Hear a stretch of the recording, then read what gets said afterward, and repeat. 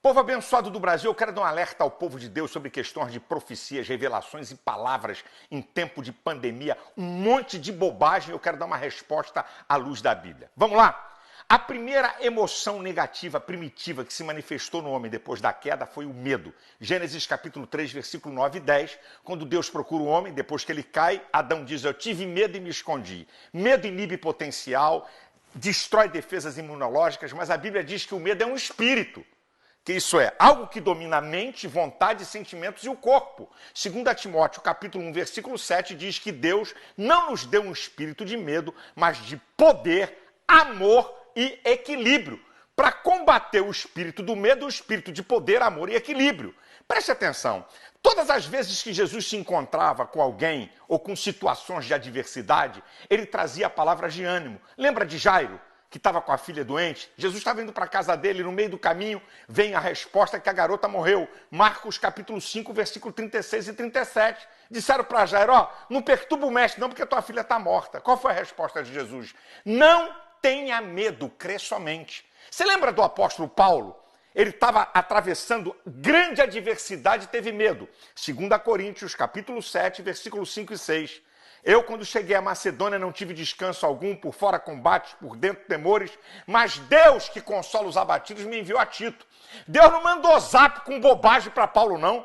Deus não mandou zap para assustar Paulo, não. Deus mandou Tito para consolar Paulo e falar coisas boas. O apóstolo Paulo fala de um cara muito incrível, 2 Timóteo 1, versículo 16 e 17, Onesíforo. Olha, eu quero pedir a Deus que conceda graça à casa de Onesíforo, que vindo a Roma, eu estava preso, me procurou e me achou, e muito me recriou.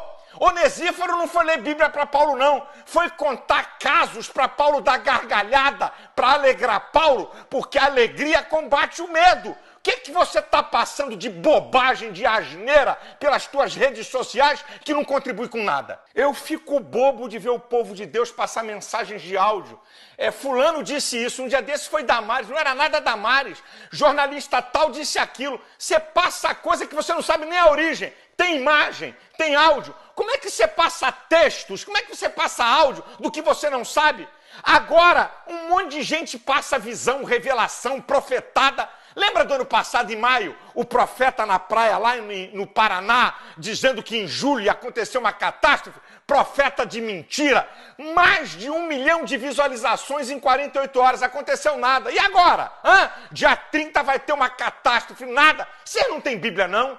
A Bíblia já fala disso tudo. Vocês não leem a Bíblia, não? Vocês estão atrás de palhaçada, de bobagem, que não contribui com nada, para um monte de gente que não tem base de fé. É isso? Porque não lê a palavra de Deus. A Bíblia já fala sobre tudo isso. Eu não quero nem falar sobre os juízos de Deus, sobre a iniquidade da raça humana. 1.800.000 mortes, a pandemia do século. É mesmo?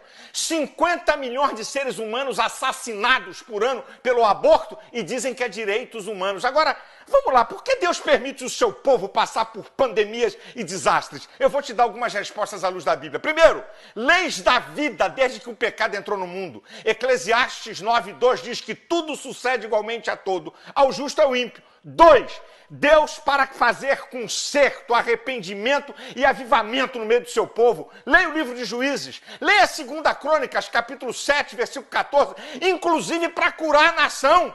Para o povo se arrepender, o seu povo se arrepender e consertar e curar a nação. 3, aprimoramento da fé. 2 Coríntios 4, 17 diz que a nossa leve e momentânea tribulação produz em nós peso de glória. Olha, aprimoramento da fé. 4, sabe por quê?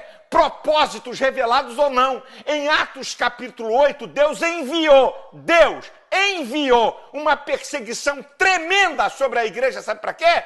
Para que o evangelho pudesse ser pregado no mundo. E em último lugar, a palavra de Deus vai se cumprir. Jesus vem, Mateus capítulo 24, versículo 7 e 8, que vão haver guerras, pestes, terremotos. Isso é o princípio de dores.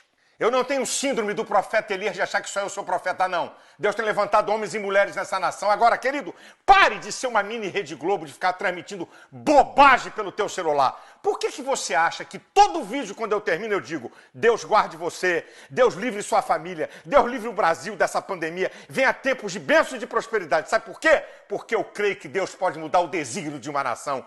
A Bíblia tem resposta para tudo. Deus te abençoe.